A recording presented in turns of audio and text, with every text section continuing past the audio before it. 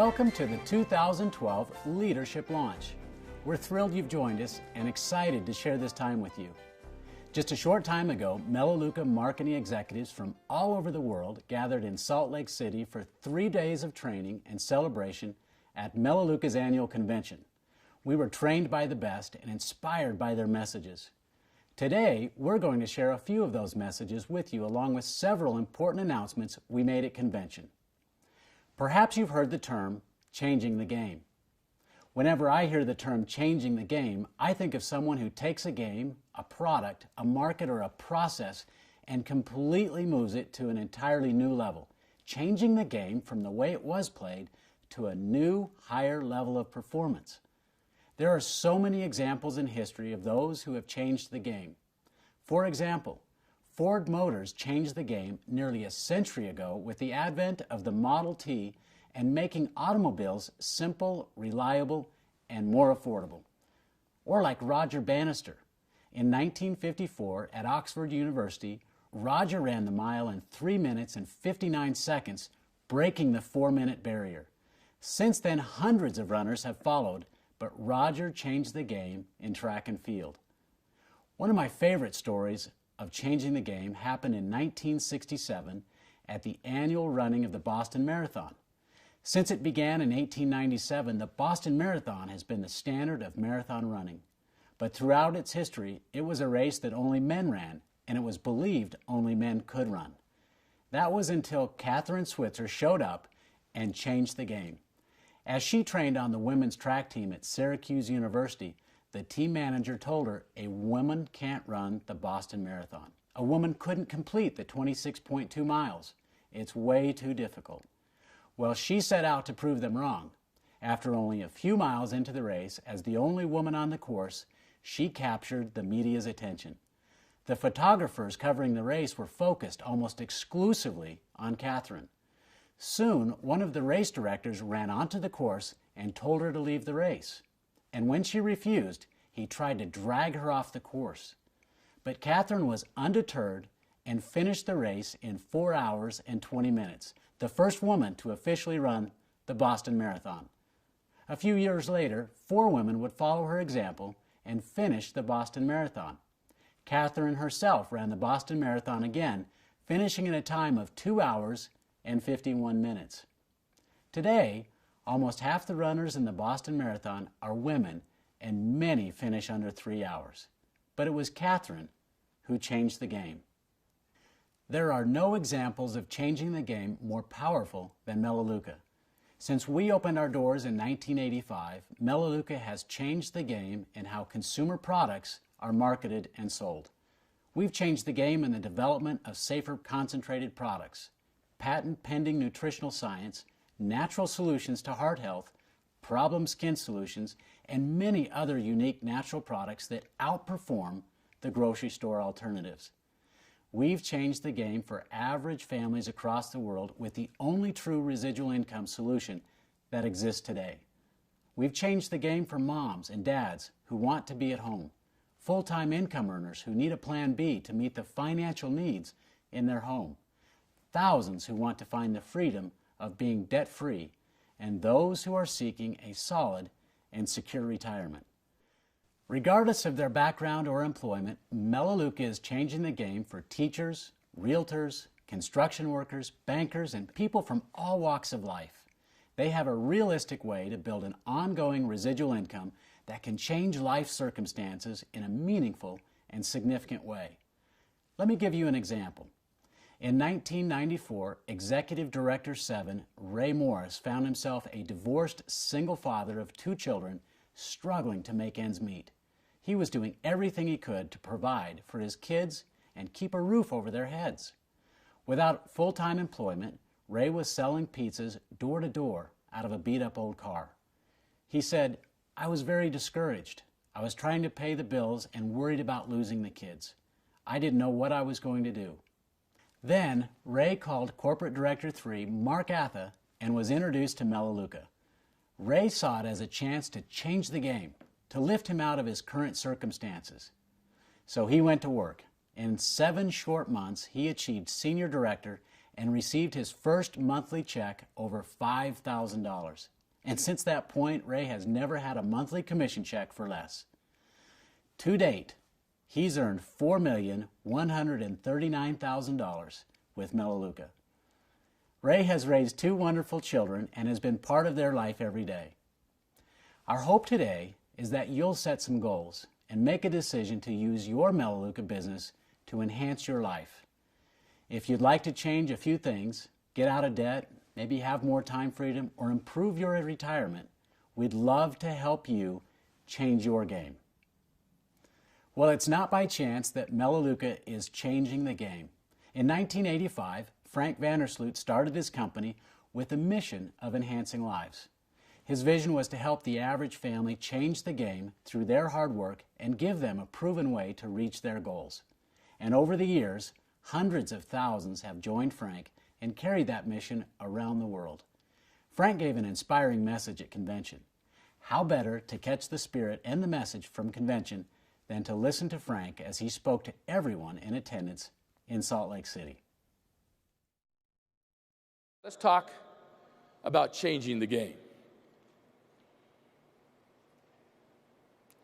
There's many ways that we change the game. This theme, changing the game, is such an appropriate theme for this convention because we are indeed changing the game.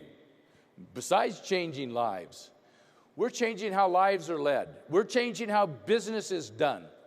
We're changing how our competitors have to reply to all the things we're doing. Melaleuca is the first company in 60 years to break into the consumer goods marketplace in the United States. We talked about that at the last convention. I think it's still an awesome thing to realize. No company in the United States in the last 60 years has been able to establish itself in any way whatsoever, with any kind of volume whatsoever in consumer goods. Why? Because the mass marketers have tied it up. They were smart in some of the things they've done. They were also foolish in a couple of things, which I'll mention in a minute. They made some decisions, Procter & Gamble, way over 100 years ago. They said, we are going to develop and manufacture and market products, but we will let the retail outlet establish the relationship with the customer. That was a mistake. It worked for over 100 years, but they didn't realize that some of these retail outlets, these stores, would team up and build chains that someday would become larger than they are. They just thought they were going to deal with ma and pa stores. Just mom and pop stores. They didn't realize that there would be Walmarts and Costco's someday. So, how did that affect them? The name of the game for these competitors, these mass marketers, was shelf space. Shelf space in the retail store. That's what controlled them. They could go into any little store, even the Safeways and the Albertsons, and push themselves around, and they could demand shelf space. No problem. And they took over and captured the shelf space. And if you want to break into consumer goods, you can't do that unless you've got shelf space in a grocery store. Can you imagine how we would have ever got any shelf space in a grocery store? Would you put our tea tree bottle up there someplace? It would never work. And it didn't work for anybody who ever tried to get themselves positioned into that marketplace. Well,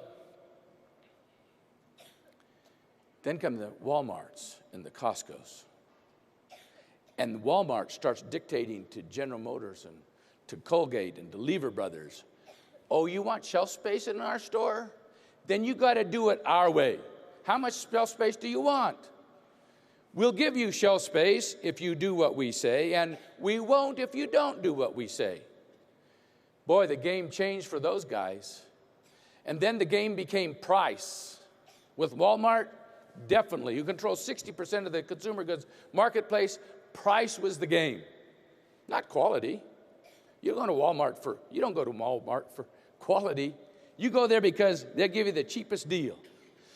Walmart folks said, cheaper, cheaper, cheaper. We won't carry your product. We won't give you shelf space unless you give us a product that costs less. Oh, that was easy. Procter & Gamble and the other vendors, they just started putting fillers in a liquid product. That's easy. Just add water.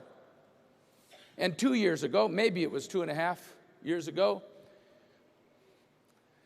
Walmart said, stop it already. Enough with the watering down of your products. You can't water down your products anymore. It's hurting our business. Quality is going too far south. You need to take some of the water back out. We will not give you shelf space now unless you give us a 2X product. And that's when you saw all over, all the brands, whether it's Procter & Gamble or Lever Brothers, or if you're selling cleaning products, it's now 2X. You saw it happen in all the grocery stores. Everybody here in this room is old enough to have witnessed it themselves. It only happened a couple years ago. Dictated by Walmart and followed through with by other retail outlets also. Now, how does that affect us? Well, number one, we were doing a 4X, and we've upped it to a 6X because we found out how to do it. We patented the way to do it. And now that we have a patent that none of our competitors as far as we know, will ever be able to do a 6X because we got the technology to do it. At least they're going to have to wait at least 20 years before they could ever have access to that technology. So that's one piece. But how it affects us on the other side is, now the vendors, since water is controlled, and they still have to give a cheaper product, and you have to protect your margins, and you have pressure on your margins. If you're the CEO of Procter & Gamble, and you can't add water, and you still need to produce a better margin for your shareholders, what are you going to do? Go with cheaper ingredients.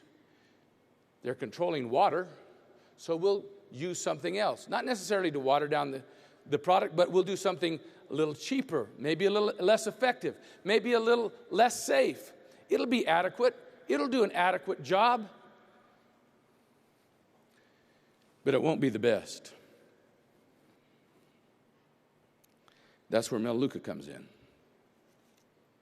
No one dictates to us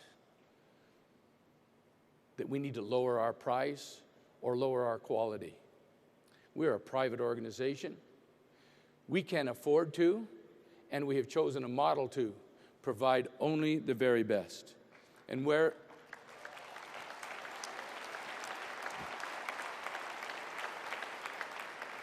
we do control our line of distribution all the way through to the customer. There is no middleman between us and them, or between us and you, or between us and your customers. We ship directly to them, and we have a relationship with them. And better than that, no one can control us.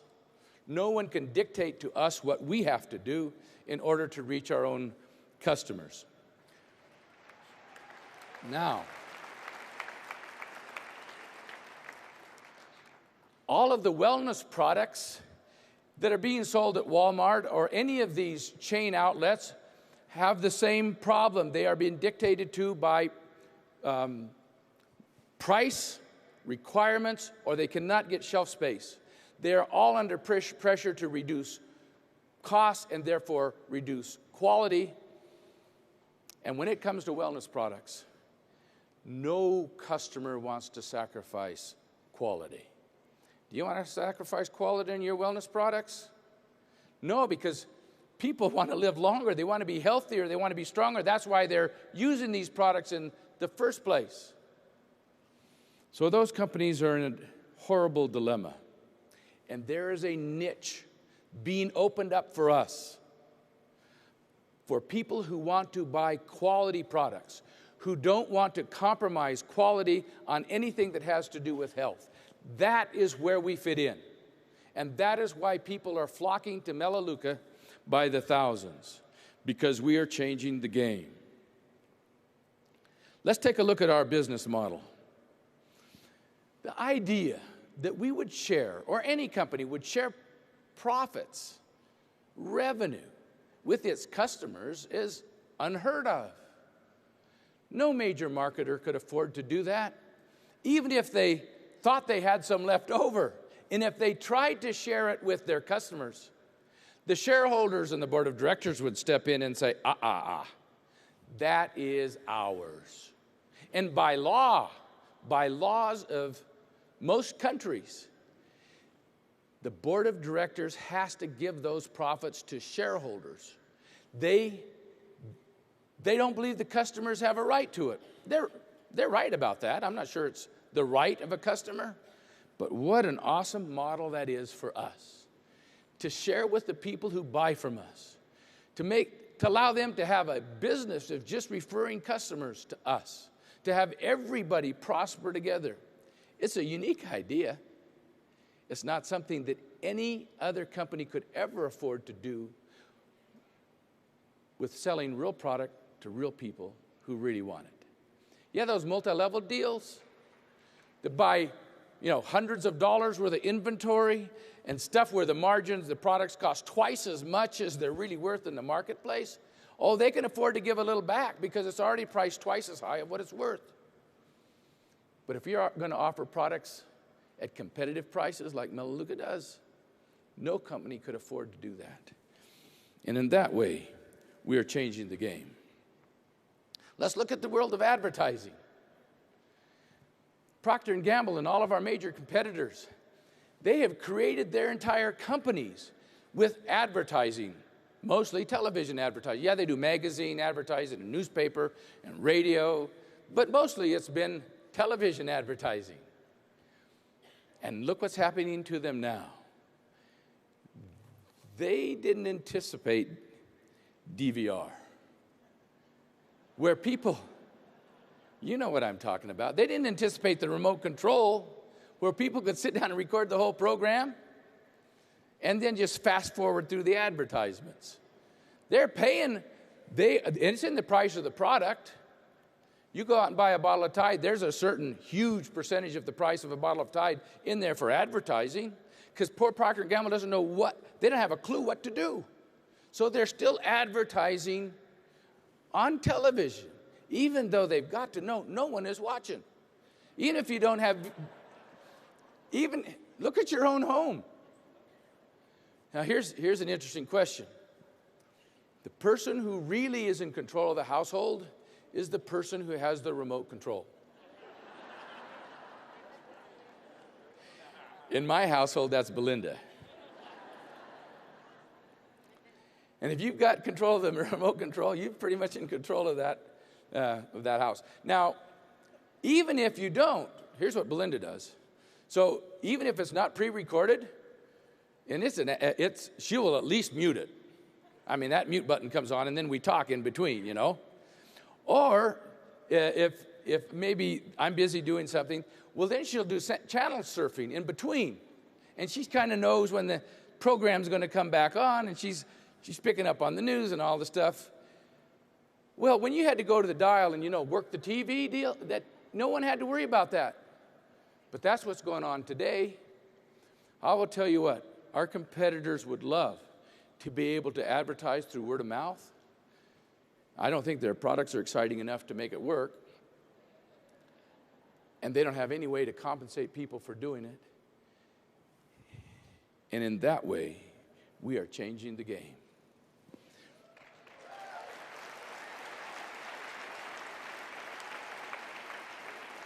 In the realm of starting your own business, we're sure changing that game. It used to be, and it always has been. If you're going to start your own business, you got to have a little nest egg saved up. And that's always been the case, but in today's world, you need a big nest egg saved up. You can't go start a hamburger stand. You can't start a car wash. You can't start some way to change people's oil. It's all franchised now. You need a few $100,000 to start something like that. It is really hard to start your own business, maybe almost impossible. We're changing that game. There's no way for the little guy to get ahead. You tell me how. Unless they inherit some money, and that's not, the lottery is such an important thing today because that's their only hope, the lottery. Put some money in and hope out of millions of chances you're the winner. It's enough to draw people in, but not enough to reward people with their dreams. With $29, you can start one whopping good business. Let me share with you what you get for $29. What you'd have to go invest in. If you wanted to start a business like Melaleuca, if you wanted to go out and compete with the big guys, you'd need to have all this stuff.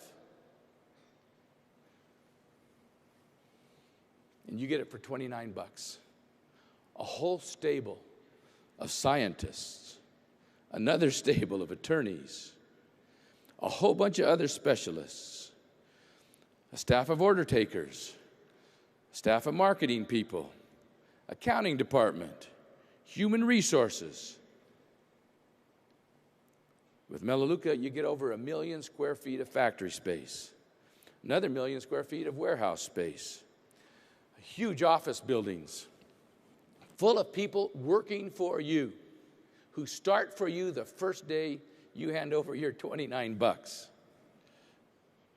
A distribution center, in fact, 2 distribution centers, each of them totaling way over 160,000 square feet.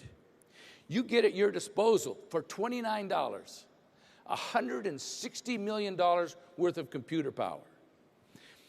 You get dozens of patents that are worth millions and millions of dollars. And you're set up in business to compete against the big guys the very first day. And you'll win. You will win hands down. And you can start a business. The little guy can start a business and go up against the big guys and win every single day, and you are great examples of that because we done up and changed that game. No, I'm very excited to be here. Thank you for the introduction, Mark, and I want to thank all of you for making the commitment to come to convention this year. We know that many of you went to great lengths, and many of you made some serious sacrifices to be here. Jason and I made a big sacrifice for me to come just 3 years ago, and I did sit in the very back row. At that time, financially, we couldn't afford for 1 ticket, much less 2. And Jason was working 70, 80 hours a week at the gym to turn it around in a down economy. So I made the decision to come. I remember getting on the plane and thinking, why am I doing this? Why am I going to Melaleuca's convention? Is this my path? I got to convention, sat in the back row, and I looked up and I saw a big banner that said, "All roads lead to Melaleuca." And a light bulb went off. I thought, maybe this is my path. I am a gym owner and a personal trainer, and it's a wellness company. It kind of fits. I sat in that back row filled with excitement, with emotion, with fear, but most of all with hope for our future. I was 33 weeks pregnant, so it was a good thing I was sitting in the back. And I thought maybe this is the decision or the key or the vehicle that can help our growing family. My best friend, mentor, and executive director, Courtney Copley, came running back from her senior seats. And when you're sitting in the very back row, the senior seats seem about a mile jog away. I know you all know what I'm talking about. And she said, "Are you excited? What do you think?" And I looked at her and I said, "I want a better seat." She gave me a hug and we cried a little bit. She knew what I meant. You see, a better seat for me meant a better life. A better seat meant maybe we could take some stress off of our lives and off of Jason. A better seat did mean a better life. There's 3 people in this room today that made a decision 9 months ago, and they have better seats. A better seat means single mom Noelle Morrissey and senior director 3 can stay home with her 2 beautiful little girls and afford to pay for Kate and horseback riding lessons. That $9,000 paycheck helps that, right, Noelle? A better seat means Audrey and Eric Shaw, new senior directors who came last year as directors 9 months ago, can now spend time with their son Ryan that took them so long to conceive. A better seat means, and you saw him yesterday, Melissa and Chris Cretin, new executive directors too, can save their house, save their marriage, and have a bright future with their children. A better seat meant a better life for Jason and I.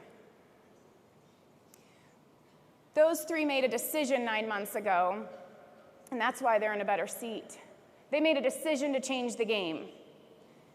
When I came home from convention, I was excited and sharing all of the emotion and tips with Jason, and we had a baby 3 weeks later, so after that settled down, he came home from work, and he put a business kit on the coffee table. I'm embarrassed to say I had never read it up until that point. Sorry, Lance and Michelle. I'm coachable now. And he said, I'm in, but we're not going to dabble. He did something else that day that really helped open my eyes to our business. See, he's the brains behind the two of us. I'm just the talker. He handed me this, our contact book. Real classy, right? We're a little old school. It's $2.29. He had 107 names written in this book. And he set it down and he said, this is our $15,000 inventory. I had never thought of it that way. You see, we own a gym. 10 years ago, it cost us $120,000 to open, and we carry a $15,000 a month inventory. We have top-of-the-line equipment. We have $5,000 treadmills with great little TVs. You should come see it sometime. If we don't clear $15,000 a month, we're going negative. If you don't grow your business forward, you're still getting a paycheck. What he said to me was, this is our $15,000 inventory. Let's treat it that way. I think a lot of us don't treat our contact list like we should. We don't have inventory here. I asked my mom to pick up a copy of this yesterday, and I said, how much is it? She said, oh, it's cheap. I said, oh, that's not cheap. $2.29 is our inventory. If you don't have inventory, you don't have a business. If you have one name on your contact list, you don't have a business. If we had one treadmill, we wouldn't have a business. If you have 20 names with Melaleuca, you don't have a business. For Jason and I, making the decision made making the commitment to work this contact list every day. Now, he had 107 names, and he said, write your names down. I'd already talked to all my friends and family members. It was his turn. He said, you're from the South. You can talk to a tree. Start talking to people. I joined a MOPS group, a stroller strides group, and I started adding names to my contact list. When Melaleuca says add one name every day, I think we need to commit to truly doing that. If you want to move your business quicker, a little bit faster, add 2, add 5. How do we do that? How do you add to your contact list? I'll tell you how I add to my contact list. I'm a mom of 2 little boys, 4 and 2, and we go to lots of parks. Strategically sometimes, different ones. But on Wednesdays, that's my day with the boys, and we take them to the park. I've added so many names to my contact list. Audrey Shaw and I went to the park a couple of Wednesdays ago, and we both came back with 2 names. I ran into a lady who said, our sons were playing together, and I was telling her about a boot camp class that I wanted to start. And she said, oh, I'd love to take your boot camp class. Can I give you my name and number? I said, absolutely. I'm going to call her next week when I start that boot camp class. I didn't tell her about Melaleuca. I needed to build that relationship with her. Audrey came away with a name that day as well. We went on 2 different sides of the park. Have fun with it. I walk and talk and meet people. You know who's brilliant at this? Executive Director 7, Yvette Zona. I talked to her the other day. I'm like, do you ever have a bad day? You're always smiling and excited. And Yvette walks into a room and smiles and lights it up and meets people. I'll tell you a funny story. Jason and I joined another gym to add names to our contact list. I know we own a gym, so I think you should all join a gym because you can meet so many people.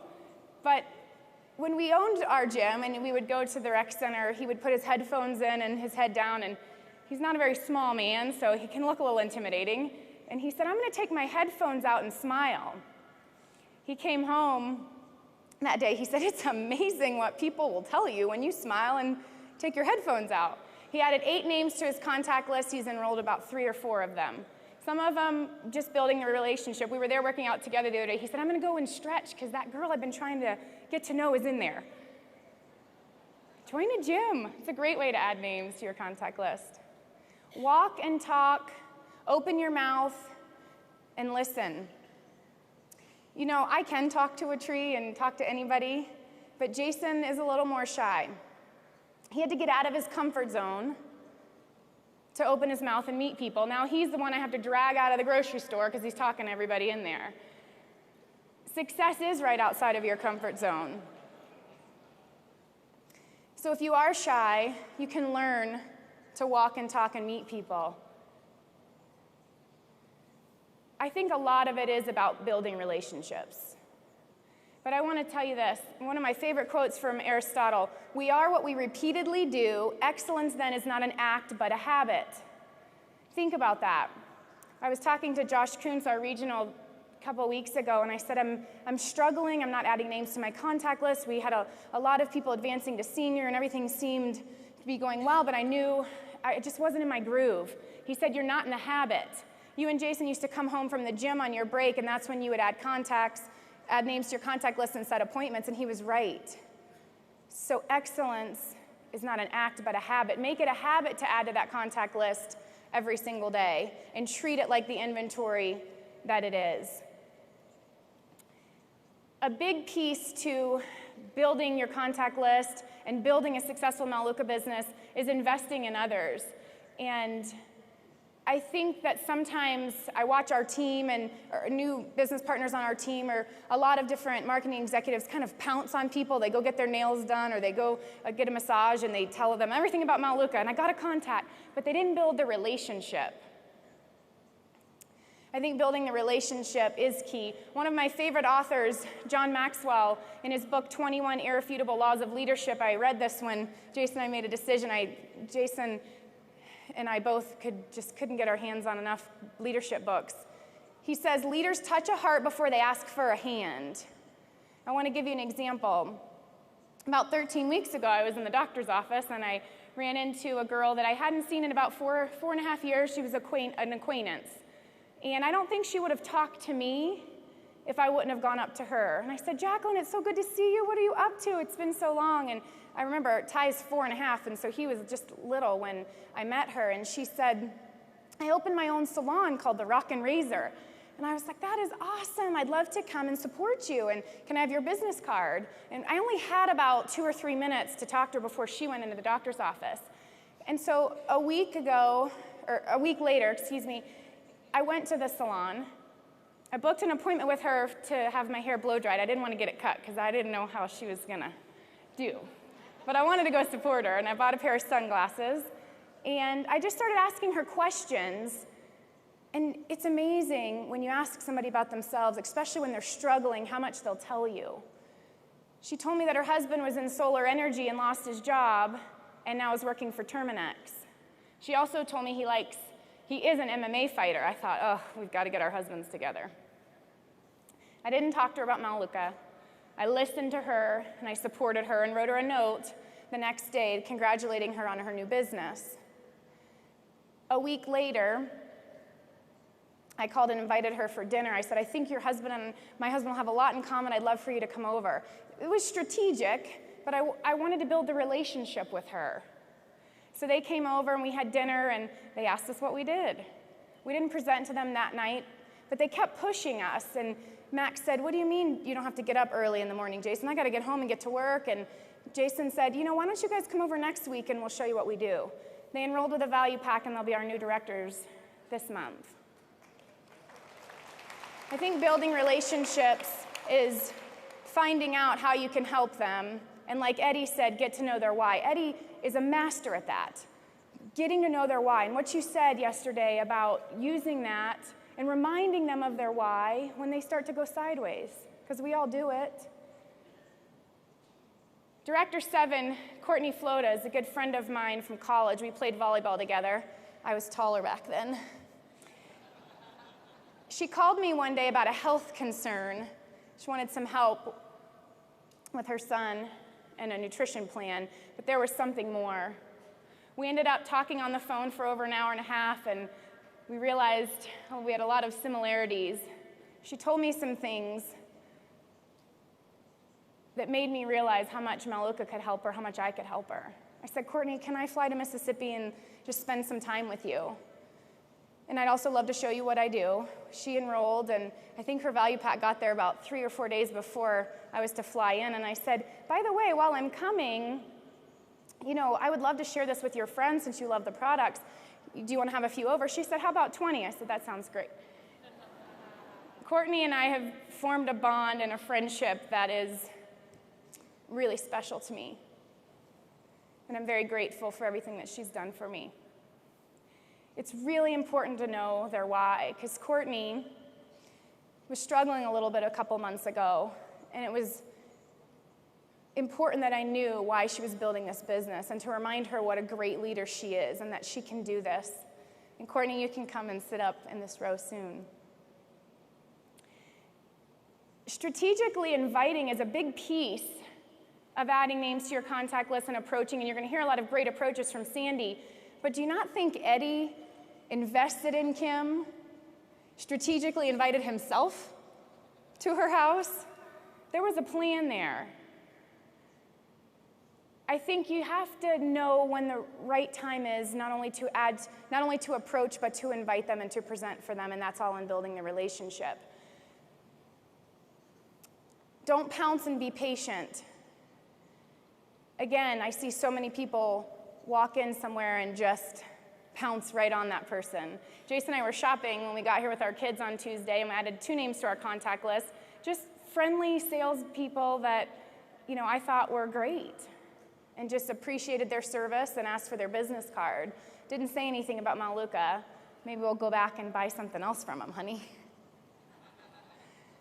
Sometimes we have to invite to several events. Michelle Smith's great at this. Lance is probably even better. They do a lot of sporting events with their kids. They get to know people and build the relationship before they invite or approach, and they do it strategically, something they taught us very well.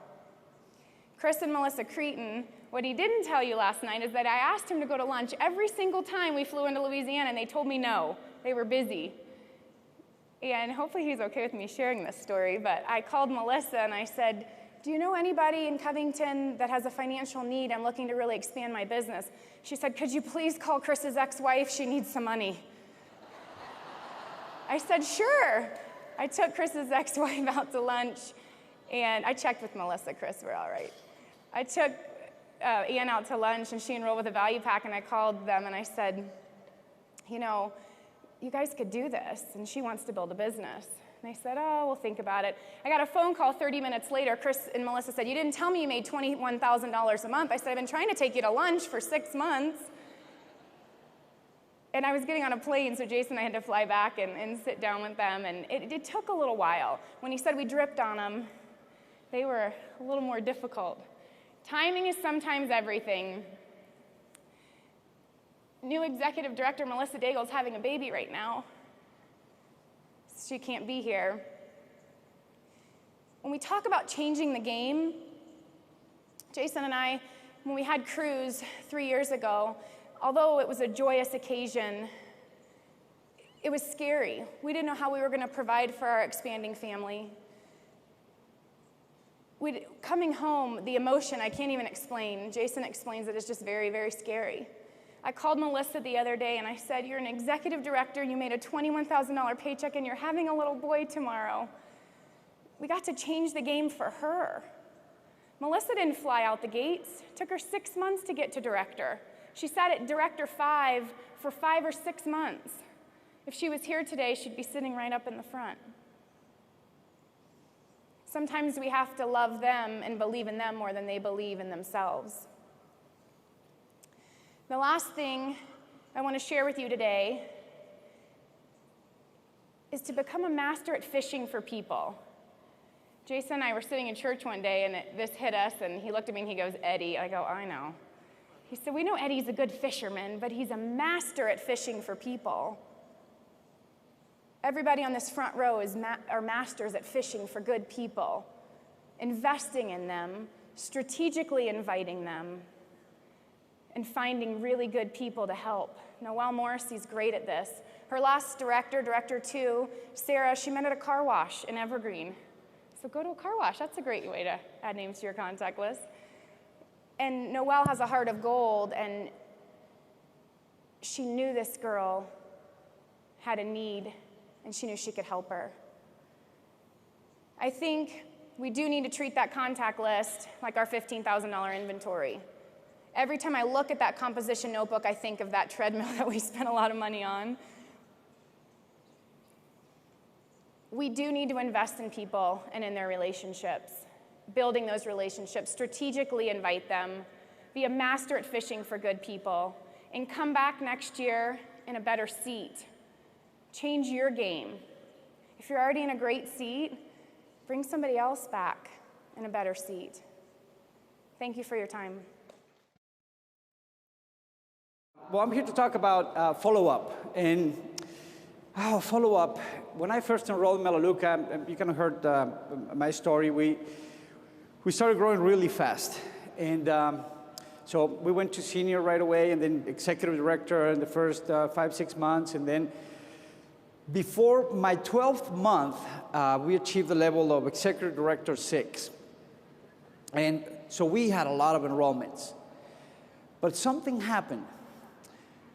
Our business kind of plateaued. We were still growing, but we were getting a tsunami of cancellations. I mean, we would enroll, 1,000 customers in a month, but we would lose 1,200. So we were going minus, and I couldn't figure out what was wrong. So I remember I called Jeff, and I told him, what's going on? I mean, the harder I work, the more cancellations we get. And then we reviewed what we were doing, and I realized that I was paying attention only on enrolling customers. I was not teaching, because I was not doing it myself, to follow up. To be honest with you, when I first started in the business, I realized here, I made a big mistake. I started doing presentations, and when we get to the part of talking about the preferred program, I would kind of skip by it. I would be like, well, Melaleuca, they have this backup order, and that's a product they'll ship you if you don't place your order. But anyways, let me tell you about the income opportunity. This is great. And then I would just focus on the income opportunity. So I would spend more time on the income opportunity than the products, and I would take probably 30 seconds or less about the preferred program. So I knew I had to change that. So Jeff told me, okay, you need to start focusing more on doing the follow-up. So what I did is I made another mistake. I called all the leaders, and some of them they may remember, and I told them, okay, you know what, we're losing all these customers. Stop everything you're doing. Let's call all of the customers that are canceling, and let's make sure they place an order again. So we did that month, and we have one of the worst months I've ever had in Melaleuca because there was no enrollments anymore. It was just follow-up on customers that were already upset because they got a backup order. So we had a terrible month. So I said, okay, that's not the way to go. And then I was frustrated. So my business didn't grow for the next almost a year. We were stuck at Executive 6 for about a year because we had to go back to teaching the principle of following up. So from that point forward, I started talking about follow-up in every single conference call. I do a conference call every Monday night. Every single conference call we would talk about it. Every training we would talk about it. And now I would take time to explain how the preferred program works. And nowadays, the way I do it, when I'm doing my presentation, when I get to the preferred program part, I say, listen, you see all these benefits that you're going to get with Melaleuca, but let me tell you one thing. The backup order, the way it works is like this. The month that you don't, place your order, but you didn't cancel, the company will send you a backup order. You can cancel at any time if you want, but if you don't, and you don't cancel before the 25th, the company will ship you that backup order, and they will charge it to your account. Do you understand that? And they go like, yeah. I say, okay, so let me make sure you did. And I repeat the same over again. So I do it twice. I make sure I take my time to make sure they understand. And I suggest you do that, because the only complaint that I've ever heard about Melaleuca is, oh yeah, I was involved in that company and they were shipping products I didn't order and they were taking money from my account. And it's just because somebody didn't explain him how the backup order works. So I make sure I explain them the way it works, because sometimes we don't. This is something that is common sense. If a customer receives a backup order, or, I'm sorry, a complete presentation of the preferred program, they will keep ordering. They will order the products because they like their products. But if you don't, if they get a backup order in the first 90 days, they will cancel. So for those of you that are getting started in the business, please understand this. You need to follow up. You need to make sure that those first 90, maybe 120 days, they do not get a backup order. It's really, really important that you understand this. I wish I had understood that when I first enrolled in Melaleuca, because maybe my business would have grown faster. Can't complain, but it took months, because we had a lot of bad customers back then. So it took all of the leaders to start doing the same thing, duplicating the same thing. So after about a year, everybody was doing, the presentation the right way. We were explaining the program the right way, and our business continued to grow to different levels. Now, there's 4 stages of a customer, and we need to understand the way they are. Now, this is not 4 months. Understand that these are stages of the customer. Stage number 1 is the month of enrollment. So let's say, for example, that I enroll somebody today. Well, we're at stage 1. Now, look at this. When we enroll them, we kind of, give them suggestions of the products they could use. We call the company. We have them a 3-way call, or we have them right there, or we do it online. But if you pay attention to it, we are doing most of the work. They're going like, yeah, I want that, and sure, here's my credit card, and yes, here's my signature. But we're doing all the work pretty much, right? With Melaleuca, we talked, we call the company, we do all the work. Now, that's stage number 1. Stage number 2 is not month number 2. Stage number 2 is the first month of consumption. So when would that be? Well, if I enroll them today, that would be next week, right? So next week, that's when they're beginning to use the product. We need to talk to them. It's important. It's an important stage, because if we don't, look, I remember when I first enrolled in Melaleuca, one of our customers was, I believe, Monica's aunt. And, she ordered some products, and then when we talked to her, a couple months later, she was like, you know what? I love the MelaPower, but it just doesn't last.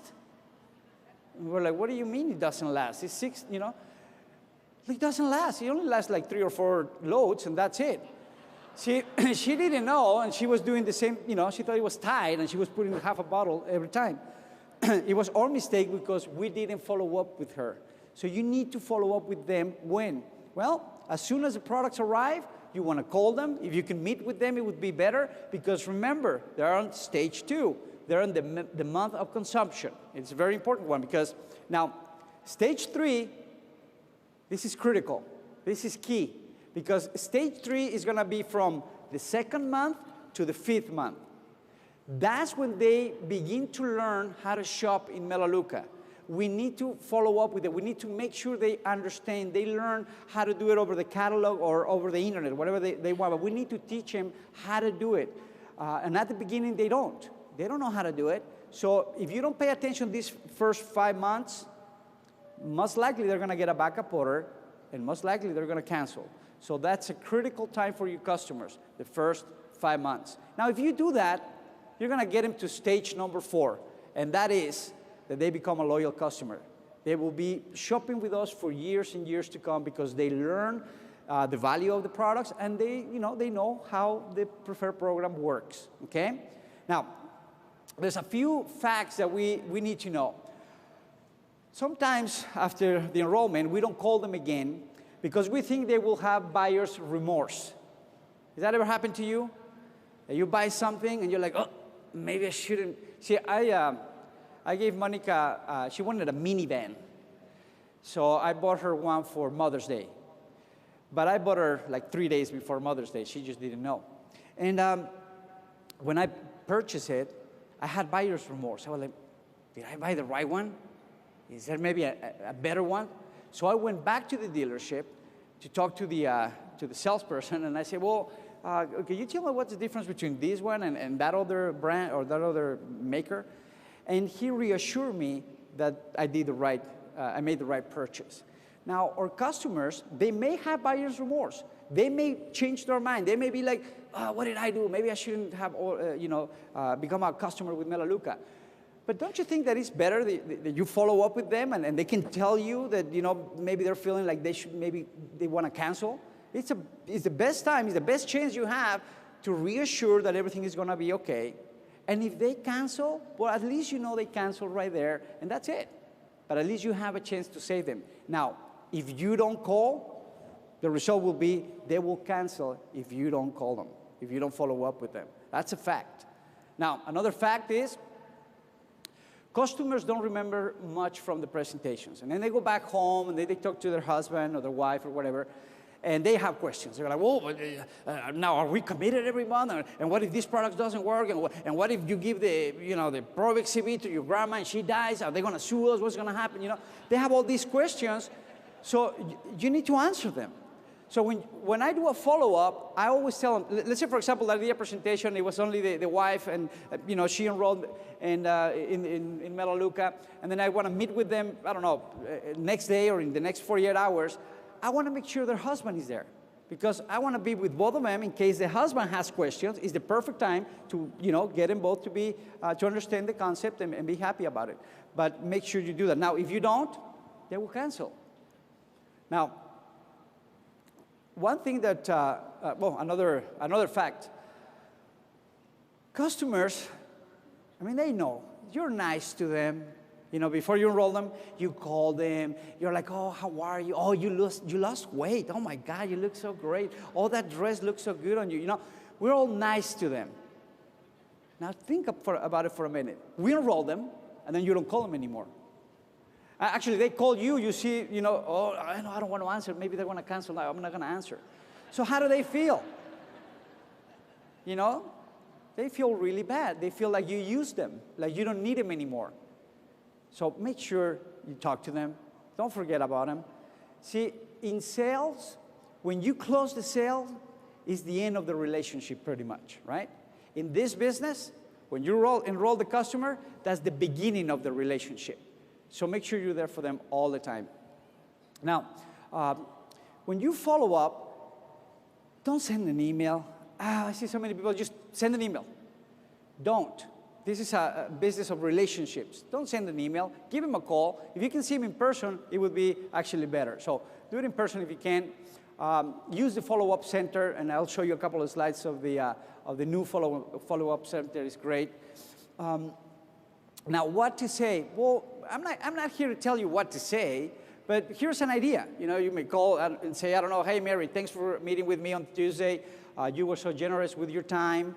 I wanted to call you and tell you that Melaleuca gives you $20 in free products each month you shop with Melaleuca.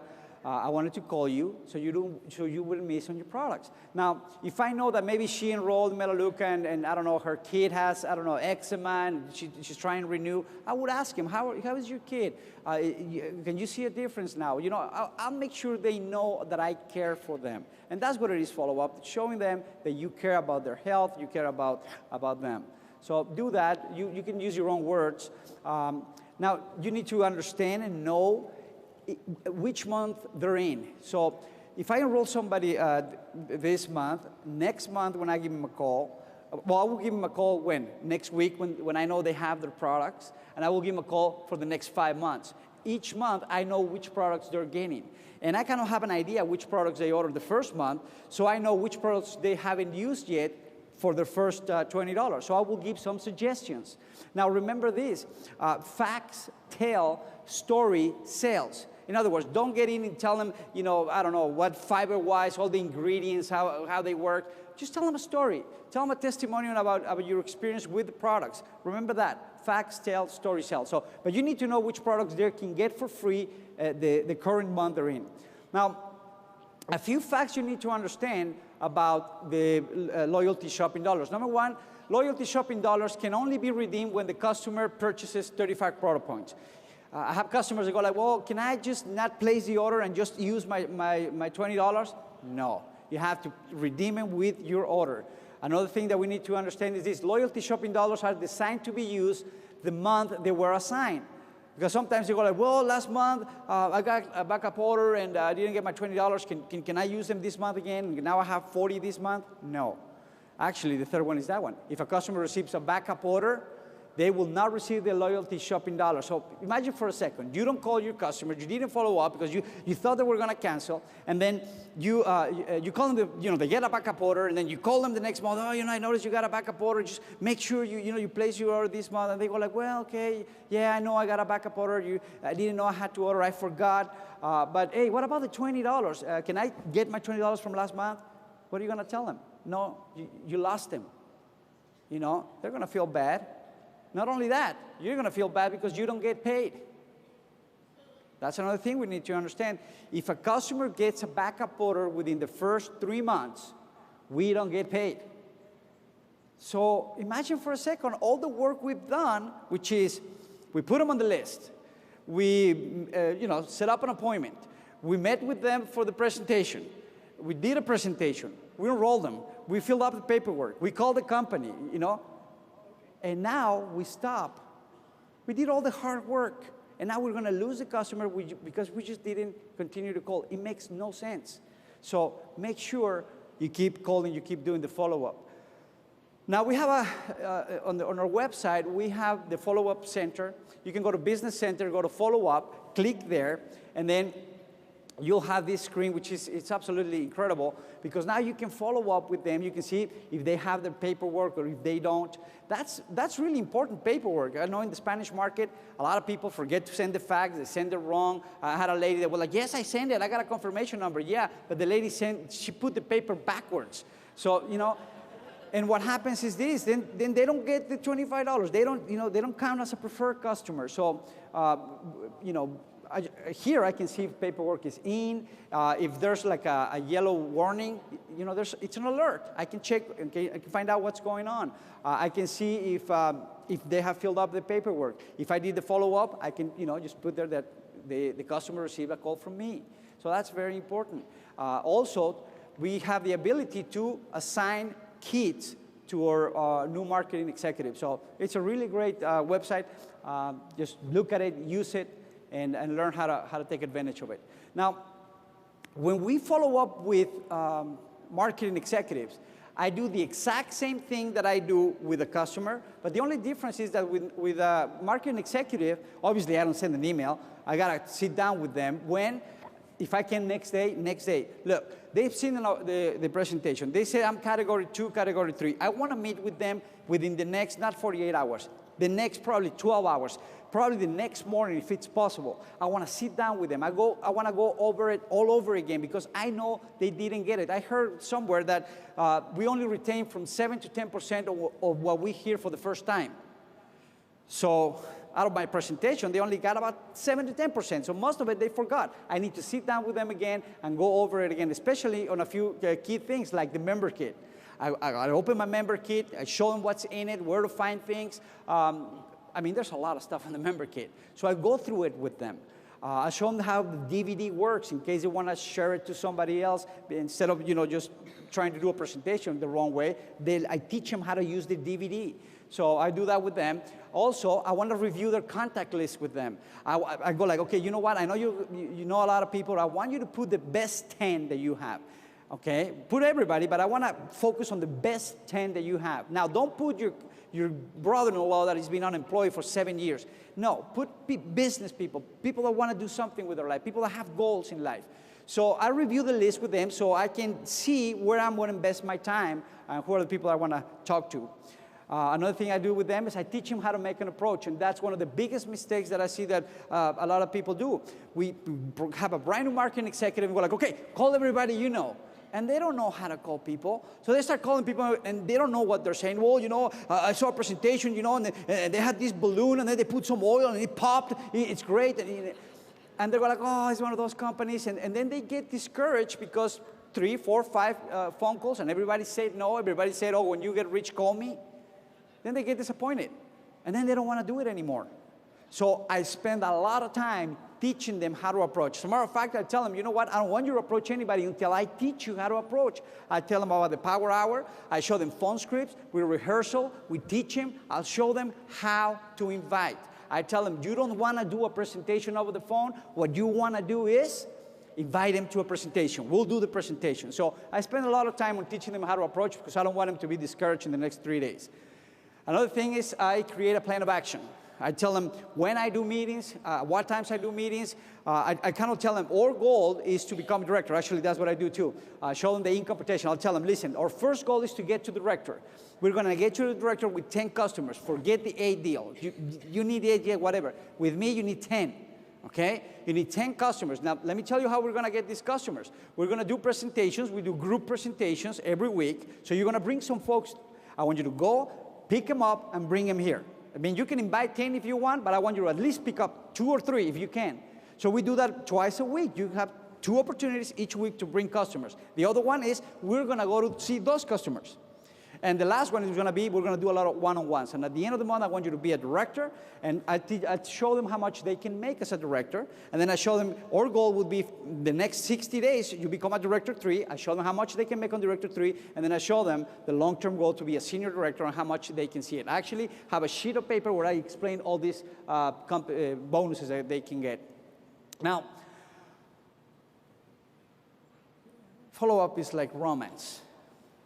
See, when you contact, you're making calls, you're romancing, right? And when you're romancing, you know how it is, you know? You don't tell somebody, hey, hi, want to sleep with me, have babies tonight? See, you don't do that. I don't know, maybe young people do this these days, but in my time, you had to romance and call them and, you know, you look pretty and, you know, you got to romance. That's what we're doing when we're calling. We're romancing people, right? Now, what happens after that? Well, maybe somebody goes like, oh, you're cute too, and then you're like, yes. So you invite them on a date, and that's a presentation. It's like a date. You know, you put your best suit on, you know, you clean your car, you know, your display is all pretty and clean, kind of like you, right? You shave, you even trim your hair nose, you know. Your nose hair or whatever you know. So you want to look good, you smell good. That's the presentation. And what happens if the day goes okay? Well, you know, there's a relationship. You enroll them. And when you enroll them, it's kind of like marriage, right? Now you tell them things. They go like, so okay, so 5 directors and I'm a senior? No.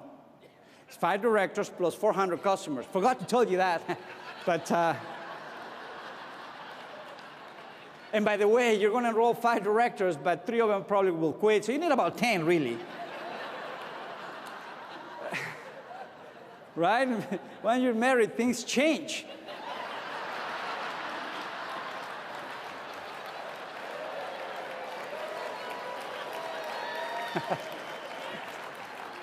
Now, director, oh man, when they become director, it's like having a baby, right? It's painful. Especially the last 3 days, they go like, you know, I got 6 customers. We have 2 days. All right, let's go talk to, my grandma. My grandma. She's deaf, but let's talk to her. And so you're with them, going everywhere, trying to get the last customer. So they finally, at midnight, they enroll the last customer. You sweat, you're stressed out of your mind. You're like, what am I doing? All for a director. I can't believe it. And guess what? You had the baby. Right? There it is. A baby has 8 more babies. Like Octomom. You got the Octomom. Right? Now, let me ask you a question. Would you just leave the hospital and say, oh, got 8 babies, see you later? Want to find me a new girlfriend? No, you don't do that, right? You stay there, and what does that mean? What that means is that the first of the month, we got to be with them.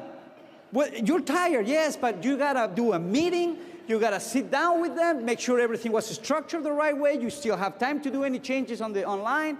That's the time. Tell them about the promotion. You know, you need to nurture or whatever you say. Take care of the baby, right? You got to take care. Don't leave. Painful. Now, you work with them and they go to director 3. Now, director 3 is like kids when you take them the first day of school, they're crying, right? When are they crying? Would you tell them, it's time for you to do a presentation, my friend? No, please, don't do that to me. Don't do that to me. I want to have a heart attack. I want to have a heart attack. Don't do that to me, desgraciado. Right? I've done it. You have a home meeting, you tell them, oh, by the way, you know what? I can't make it, so you're on your own. You'll do it, okay? Man, they're having a heart attack, and that's the way to and make sure they do it. Even if they cry babies. Yeah. My grandma quit. So what? She wasn't doing anything. Now, when they become senior directors, they're like having teenagers. I have one. You don't know if, I think all teenagers are bipolar, because someday they love you, someday they hate you. Sometimes my daughter comes and hugs me and kisses me and tells me I love her. And sometimes I go and hug her and go like, don't touch me, that's disgusting, Dad, that's gross. So I told her, sometimes you behave like a toddler, sometimes you behave like a young adult. So every time I talk to her, I go like, are you a toddler or a young adult? Because I don't know with you anymore. That's seniors. They think they know it all. No, Rafael, you know, forget the 7 activities. I got 9 activities. Like, but they start changing everything, right? And then they go out and mess up everything, destroy the group, and they come back, oh, well, you know, those 9 activities don't work. I think I need 11.